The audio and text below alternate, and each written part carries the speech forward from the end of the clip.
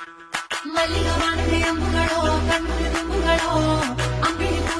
Bet you didn't know this. Transaction छोड़ो और मेरी ट्रांजैक्शन देखो। ओके, ट्रांजैक्शन पढ़ते हैं। कोड बताने से पहले बताता हूँ ट्रांजैक्शन होता क्या है। जब भी तुम किसी डेटाबेस पे मल्टीपल एक्शंस परफॉर्म करते हो, मान लो कि मैं एक टेबल पे कुछ क्रिएट कर रहा हूँ, एक टेबल से गेट कर रहा हूँ, फिर तीसरी टेबल पे अपडेट कर रहा हूँ, फिर कुछ डिलीट कर रहा हूँ, ये चारों चीजें होंगी ना जब line by line, I mean section by section, और कोई एक भी सेक्शन फेल कर गया तो उससे ऊपर वाले सारे सेक्शन तो चल गए ना, यानी कि मेरी कैलकुलेशन कहीं ना कहीं गड़बड़ हो जाएगी। उस चीज को प्रिवेंट करता है ट्रांजैक्शन। मतलब हम एक ट्रांजैक्शन सेक्शन बनाएंगे तो उस ट्रांजैक्शन के बीच में कोई भी प्रोसेस फेल करे, डजंट मैटर किस स्टेप पे फेल कर रही है, तो सारी चीजें रोल बैक हो जाएंगी। अब इसको एक्शन में देखते हैं। तो मैंने एक बैंक अकाउंट बनाया जहां पर मोस्टली ट्रांजैक्शंस यूज होती ही हैं। एक बिगिन ट्रांजैक्शन है, मैं कुछ डिपॉजिट कर रहा हूं, कुछ विड्रॉ कर रहा हूं और कुछ कमिट कर रहा हूं, राइट। और एक रोल बैक फंक्शन है जो सारी ट्रांजैक्शन को रोल बैक कर देगा, यानी कि वापस रिवर्ट कर देगा। मैंने यहां पर नया बैंक अकाउंट बनाया जिसमें 500 रुपए है। अभी बिगिन ट्रांजैक्शन करूंगा, फिर डिपॉजिट करूंगा 200, यानी कि अब होगा 700।